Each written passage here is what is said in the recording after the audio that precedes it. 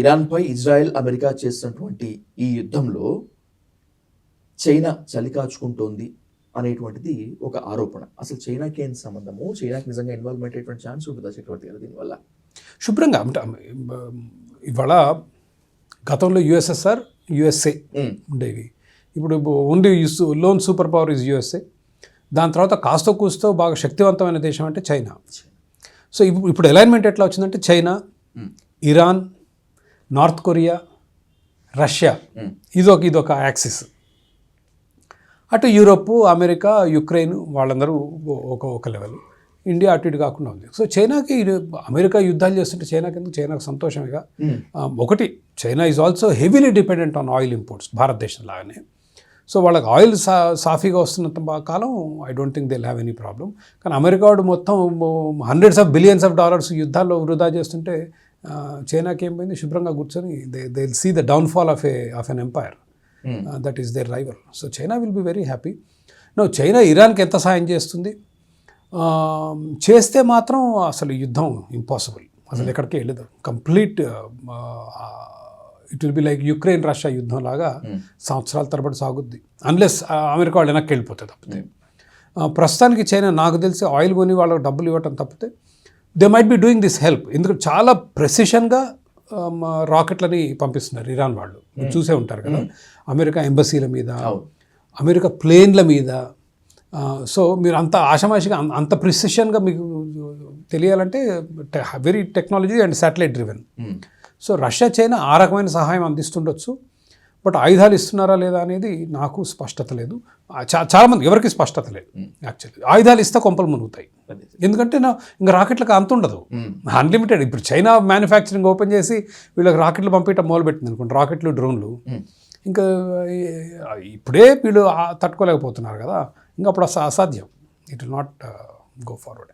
So China overall మీరు అడిగిన ప్రశ్నకి ఆయిల్ సాఫీగా చైనాకి వస్తున్నంత కాలం, because China is like the manufacturing hub ఇవాళ ప్రపంచానికి, China will do well. America ఇట్లా యుద్ధాలు చేసుకొని వాళ్ళు ఆర్థికంగా బలహీన పడుతుంటే చైనాకు సంతోషం. I don't think they will have any problem.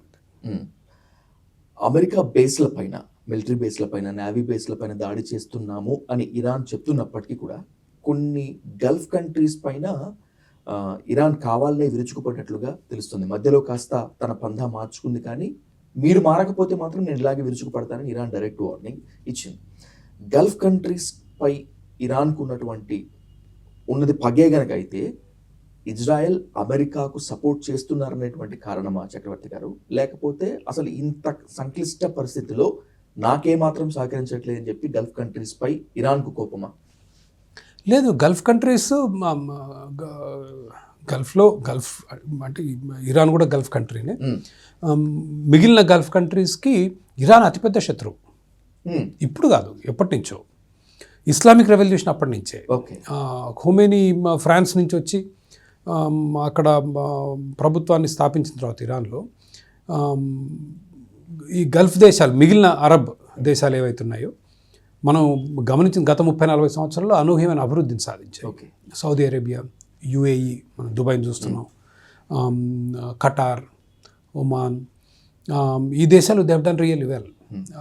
Oil ద్వారా వచ్చిన డబ్బుని దేశ అభివృద్ధికి వాడారు వాళ్ళు.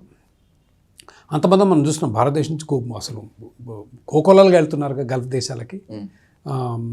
So they are doing really well. Iran on the other hand, and Gulf దేశాలకు, అరబ్ పర్షియన్ గల్ఫ్లో ఉన్న అరబ్ దేశాలతో ఏంటంటే అవన్నీ రాచరికాలే, రాజులు. ఇరాన్ ఈజ్ ద వన్ రాచరికం కాకుండా ఇస్లామిక్ రెవల్యూషన్ ద్వారా వచ్చిన ప్రభుత్వం. They want to build an Islamic empire in that part, Iran. And that is, అది రైవలరీ. ఈ రాచరికాలకు ఎప్పుడు భయం ఏంటంటే ఇరాన్ వాళ్ళు మా దేశాల్లో ఎట్లాంటి ఇస్లామిక్ రెవల్యూషన్ తీసుకొస్తే మా రాచరికాలు కుప్పకూలుతాయి కదా అనేది వాళ్ళ అతిపెద్ద భయం. సో ఈ వీళ్ళ శత్రుత్వం అనేది కొత్త ఏం కాదు, ఇది చాలా కాలంగా ఉన్న వైరం. కాకపోతే పబ్లిక్గా బయట మాట్లాడుకోరు, ఎందుకంటే it is there all end of the day Islamic countries, అన్నీ ముస్లిం మెజారిటీ దేశాలే. కానీ వాళ్ళ మధ్యలో కూడా చాలా విభేదాలు ఉన్నాయి. And Iran wants to build an Islamic empire there. కాకపోతే వాళ్ళు దాన్ని సామ్రాజ్యం అన్నారు, ఎందుకంటే సామ్రాజ్యవాదానికి వ్యతిరేకం. అది ఇస్లామిక్ షియా రిలీజియన్ దేర్. దాన్ని ఉమ్మా అంటారు. ఉమ్మా అంటే సరిహద్దులు లేని ఇస్లామిక్ బ్రదర్హుడ్. మనందరం బ్రదర్స్, అందరం కలిసి ఉండాలి. ఆ నిర్మాణానికి ఈ రాజుల అడ్డంకి, ఈ రాచరికం అడ్డంకి.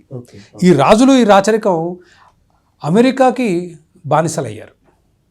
కాబట్టి వీళ్ళందరినీ కూలదోసి మన ఉమ్మాని స్థాపించాలనేది ఇరాన్ పాలకుల ఆశయం.